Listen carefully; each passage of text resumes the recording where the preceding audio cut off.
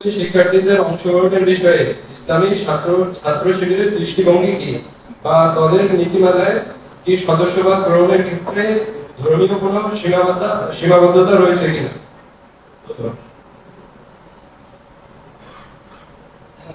ধন্যবাদ আপনাকে। দেখুন, রাসূলুল্লাহ সাল্লাল্লাহু আলাইহি ওয়াসাল্লাম যেখানে বসবাস করেছেন সেখানে 100% সবাই মুসলিম ছিল না। সেটা মক্কার ক্ষেত্রেও ঘটেছে, আবার মদিনা যখন গিয়েছে সেটা আপনারা জানেন। এখন যারা ভিন্ন ধর্মাবলম্বী তাদের সাথে আমাদের ডিলিংস এর বিষয়, তাদের সাথে তো আমাদের ধর্মীয় ডিলিংস না, তাদের সাথে ডিলিংস হচ্ছে প্রতিবেশী ডিলিংস, তাদের সাথে ডিলিংস হচ্ছে আমার রাষ্ট্রের নাগরিক হিসেবে ডিলিংস।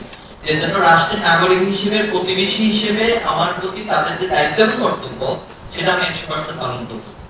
আর ধর্মীয় জায়গা থেকে তিনি তার ধর্ম পালন করেন, ছাত্র শিবির ইসলামকে প্রমোট করেন, ইসলামের আদর্শ সেটাকে পালন করেন।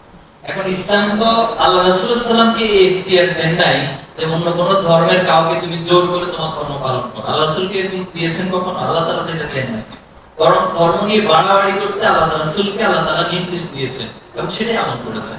এখন ছাত্র শিবিরের আদর্শ অনুপ্রাণিত হয়ে যদি কেউ ছাত্র শিবিরের কাজকে প্রমোট করতে চায়, যেমন হয়তো এখন তো আমরা নামাজ পড়তেছি না, এখন কি আমরা নামাজ পড়তেছি?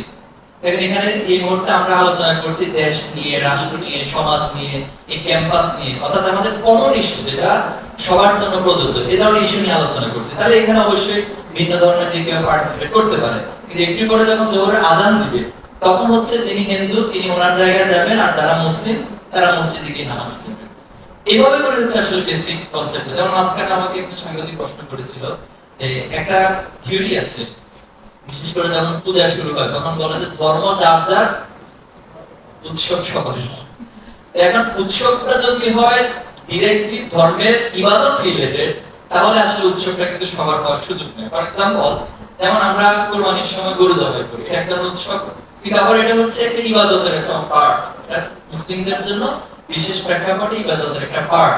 আবার দেখা যাবে যে ওই সময় গরু জবাই করাটা একজন হিন্দুর জন্য এসে কিন্তু তিনি তার ধর্মীয় জায়গা থেকে জায়েজ মনে করেন না, অথবা এটাকে তিনি বরং আরো অনেক নেগেটিভ মনে করেন। ইন দ্য সেম ওয়েতে ওই ঈদের সময় আমার যদি রাস্তা দিয়ে হেঁটে যাওয়ার সময় একজন হিন্দু আমার ক্লাসমেট বা কারোর সাথে দেখা হয়, তাহলে তার সাথে আমি সৌহার্দ্য বা শুভেচ্ছাটা বিনিময় করতে পারি, সে আমার সাথে শুভেচ্ছা বিনিময় করতে পারে। কিন্তু তিনি আমার ঈদের নামাজে অংশ নিতে পারেন না, তিনি আমার গরু কোরবানির থেকে অংশ নিতে পারেন না। এটা তার জায়গা থেকে তার মিডিয়া। আবার ইন দ্য সেম ওয়েতে যখন পূজা শুরু হয়, আমি কিন্তু পূজার অর্চনা বা যেখানে তাদের মূর্তি থাকে সেখানে গিয়ে ওই জায়গাটাতে অংশ নিতে পারি না। কিন্তু হয়তো আমার বন্ধুর সাথে দেখা হয়েছে, বন্ধুর সাথে সে আমাকে শুভেচ্ছা জানিয়েছে, আমিও তার প্রতিবেশী সুলভ ভাবে তার সাথে শুভেচ্ছা বিনিময় করতে পারি, কিন্তু তার ওই অংশটার সাথে করতে পারে। এটা আমার ধর্মের ব্যারিয়ার রয়েছে।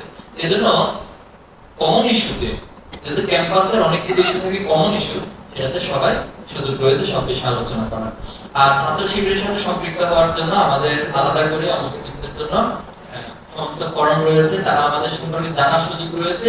জেনে তিনি যতটুকু আমাদের কাজকে অ্যাপ্রিশিয়েট করতে চান সেই কাজগুলোর সাথে তিনি সম্পৃক্ত হওয়ার সুযোগ রয়েছে। আর যেটা তিনি মনে করবেন যে না এটা ওনার ধর্মীয় ব্যারিয়ার রয়েছে অথবা তিনি চান না, তাহলে এটা নিয়ে আমাদের কোনো